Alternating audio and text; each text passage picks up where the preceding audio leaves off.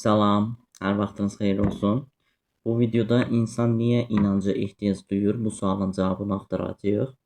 Yəni istər din olsun, istər fəlsəfə olsun, istər psixoloji cəhətdən olsun, yəni hansı cəhətdən olur olsun, insan bir ideologiyaya, bir konkretliyə, bir fikrə, bir inanca ehtiyac duyur ki, bunun ən basqın olduğu inanc növlərindən biri də dini inancdır. Yəni insanlar daha çox həyatı ilə bağlı digər inanclarda məhz dini inanca görə qazanıbdır. Bu videoda insan niyə inanca ehtiyacı var? Onunla bağlı bir sıra arqumentləri sıralayacağam sizlər üçün. Elə birinci arqumentdən başlayaq. Birinci arqument budur. Ölüm qorxusu. Yəni bütün insanlıq üçün ortaq olan bir qorxudur. Düzdür, özünü yetişdirmiş, yetkinləşmiş insanlar ölümdən qorxmaz, amma bu tip insanlar da nisbətən daha inancsız olur. İnsan ölümün olduğunu bilən yeganə varlıqdır. Hansı ki, yeganə dərəcəli varlıqdır ki, ölümdən xəbərdardır, bir gün öləcəyini bilir. Heyvan kimi deyil yəni. Onun üçün də bir sıra axirət, sonsuzluq, bu tip məfhumlara sığınır. Yəni insan biraz azgözlü olduğu vaxt dünyadakı halını, dünyadakı vəziyyətini, dünyadakı yaşayışını, yəni əslində bunların 2 qat artığını, daha yaxşısını bir başqa dünyada tələb edir. Elə bilir ki, axirətdə tutaq ki, mən burada belə yaşayıramsa, burada bəzi şeylər öyrənəcəm, bəzi işlər görəcəm, bəzi şeylər qazanacağam, girəcəm axirətdə onlara nisbətən daha artığını yaşayacağam, daha artığını qazanacağam. Yəni bu qorxudur bir növ, yəni insan hər şeyin oldu bitdiyə gəlməsini istəmir. Birbaşa yox olmaq, məhv olmaq istəmir. Bir daha heç vaxt var olmamaq istəmir. Yəni ümid edir ki, bu dünyadan başqa dünyada da var olacağam. Gedəcəm başqa yerdə də yaşayacağam. Amma bu dinin gətirdiyi bu inancın başqa şeyləri də var, tərəfləri də var. Hansı ki, işte qəzədəcə pis bir insansızsa, o birisi dünyada sizi daha pis şeylər gözləyir. Bu tip şeylər də var, amma insanlar nədənsə buna çox da fikir vermədən yaşayır. Yəni bu gün dinə inanan insanlara çönüb baxsaz, görərsiniz ki, qətiyyən dindən heç bir əlaqəsi yoxdur. Yəni istəyir müsəlman olsun, istəyir xristian olsun, yəhudi olsun, fərq eləmir. Yəni yoldan keçən bir insan sevirin. İşte qəzadır, siz Allaha və ya dinə qarşı mənfi bir şey səsləndirsəz, tez müdafiə eləyəcək, həm Allaha, həm də İslamı müdafiə eləyəcək. Amma özünün o məfhumlarla bağlı qram, yəni zərrə qədər məlumatı, bilgisi yoxdur.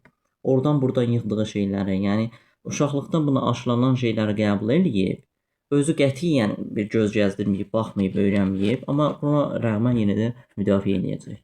Yəni bircə dəfə olsun Quranı oxumayıb, bircə dəfə olsun hədislərə baxmayıb, bircə dəfə olsun dinin necə deyim, təməl gözləntilərini qarşılamayıb.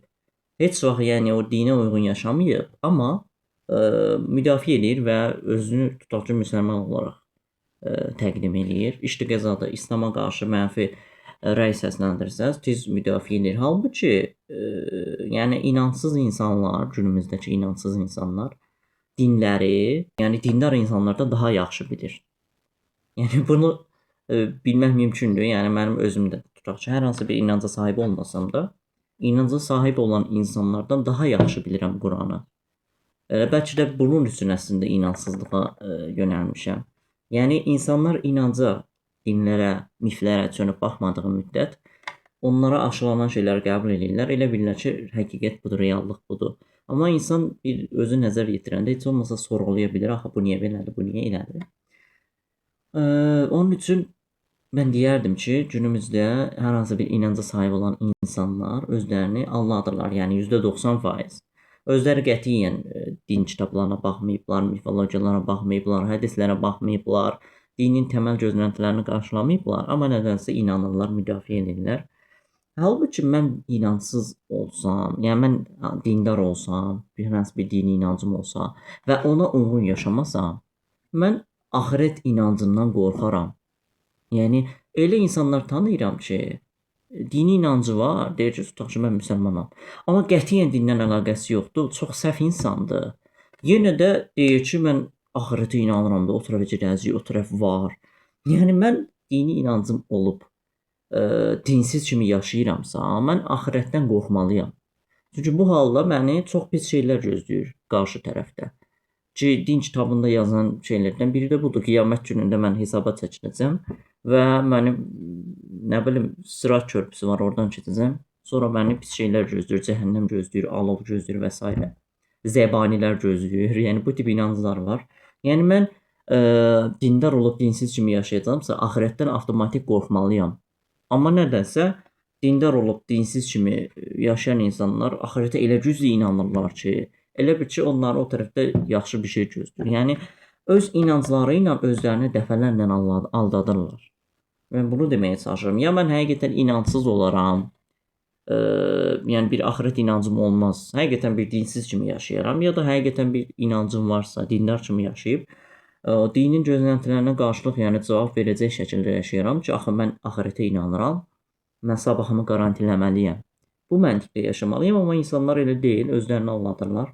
İkinci arqumenti keçək. Naməlumdan qorxu. Yəni insan səbəbini bilmədiyi hadisələrə cavab axtarır. Bu keçmişdən belə olubdu. Naməlum şeylərə bir ad qoymağa çalışmışıq ki, baxdıqca qoya bilmirik, tez ilahi qüvvəyə əl atırıq. Keçmişdə məsələn qədim insanlar, tutaq bir şimşək çaxsa, hansı bir xəstəlik olsa, zəlzələ olsa, buna ad qoya bilməyəndə tez ilahi inanclar uydurublar özlərindən. Yəni biz bunu mifologiyalarda görürük, Şumer mədəniyyətində falan görürük, Mesopotamiyada görürük. Qədim Misir şeyləri, yəni o günəş tanrısı, yer tanrısı, ay tanrısı, bu tip şeylər elə bu tip inanclardan formalaşıb, yəni qədimdən formalaşıb. Yəni təbii ki, dərəcəsi olmayan insan şimşək çaxanda bilməyəcək ki, bu təbiət hadisəsidir. Bunu tez ilahi qüvvəyə bağlayacaq ki, yəni bizdən güclü biri var və bizə bunu yaşadır. Və ya zəlzələ olanda, yəni maksimum yəni dərrəkan yoxdursa, bir elm yoxdursa, keçmişdə nəyə inana bilərsən? Təbii ki, sənə məxsus olmayan bir şey olduğu üçün, sənin qadir olmadığın bir şey olduğu üçün tez səndən güclü bir şeyə çatırsan, yəni ilahi qüvvəyə çatırsan ki, belə biri var, bizə bunları yaşadır, biz bunları görürük. Öləndən sonra da yəqin ki, onun yanına gedəcəyik. Yəni bu tip inanclar təməldən formalaşıb əslində. Üçüncü arqument, ən əsas arqumentdir, ədalət arzusu. Yəni ədalət arqumenti.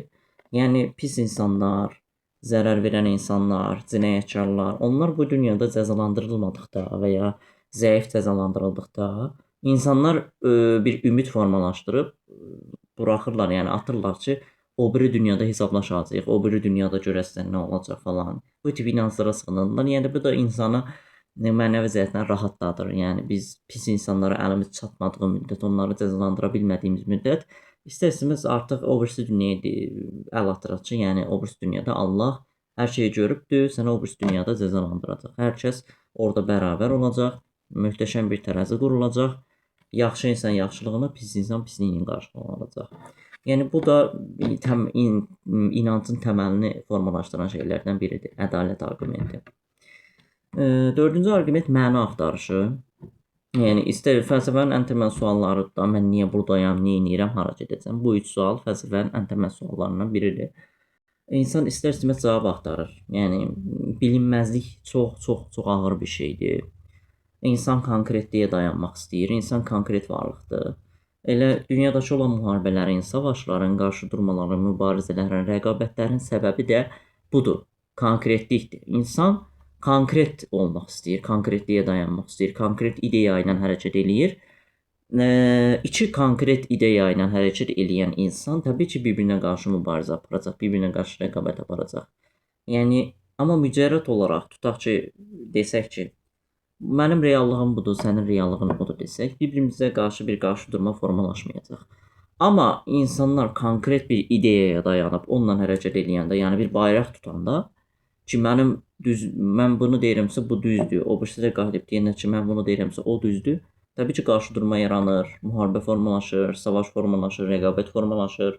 Elə insanı ayıran, dinləri yaradan, millətləri yaradan da bu tip qarşıdurmalar oldu. Hər kəs elə bilir ki, öz dini düzdür, öz milləti ən belə üstün millətdir, öz ideyaları, öz qayda qanunları ən düzgün qaydalardır. Yəni mücərrədlikdən qaçır insan və bu çox pis bir şeydir. Amma mən deyərdim ki, filozoflar, sosioloqlar, yəni özünü yetişdirmiş kəslər, bunlar konkretlikdən uzaq olublar və görüblər ki, dünya fərqlidir, regionlar fərqlidir, insanlar fərqlidir.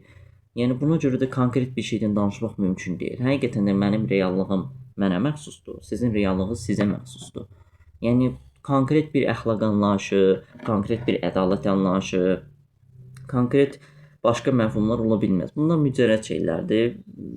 Fəsildən fəsilə, havadan havaya, ölkədən ölkəyə, millətdən millətə dəyişən şeylərdir. Yəni bu demək deyil ki, mən bu qaydalara sahibəm deyə sizin öz qaydalarınız yanlışdır.